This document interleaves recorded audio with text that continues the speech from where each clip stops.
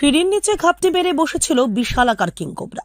ডুয়ার্সের দুটি চা বাগানের ম্যানেজারের বাংলো এলাকা থেকে একই দিনে জোড়া কিংকোবরা সাপ উদ্ধার করল সর্পপ্রেমীরা। ঘটনায় চাঞ্চল্য ছড়িয়েছে চা বাগানে।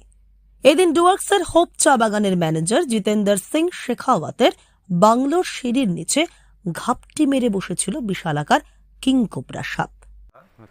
तो हमारा जो पालतू कुत्ता है उसने इसको देखा तो वो इसके ऊपर भौंक रहा था, तो हमारे डोमेस्टिक हेल्प ने भी फिर उसको देखा।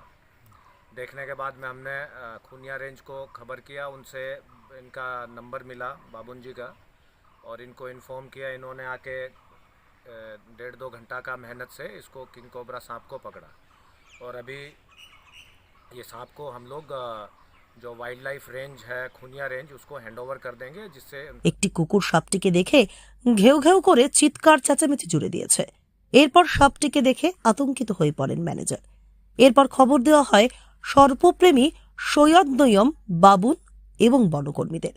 তারা এসে সাপটিকে উদ্ধার করে নিয়ে যায়। সাপ নিয়ে ফেরার পথে তাদের কাছে ফের খবর আসে নাগরাকাটা চা বাগানের ম্যানেজার রাজেন্দ্র সিং এর বাংলোর প্রাঙ্গণে গোয়াল ঘরে আরেকটি কিংকোবরা সাপ শুয়ে আছে। সেখানে গিয়েও সর্পপ্রেমী বাবু কিংকোবরা উদ্ধার করে নিয়ে যায়। ফোন করেন উনি, ফোন করার সাথে সাথে আমি চলে এলাম।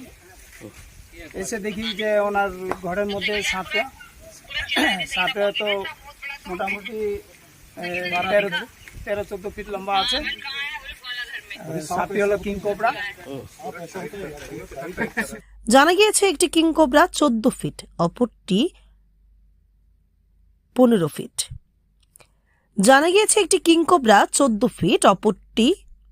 অপর সাপটি লম্বায় 15 ফিট।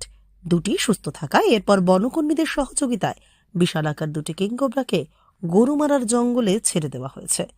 জলপাইগুড়ি থেকে সুরজিৎ দে, লোকাল 18 বাংলা।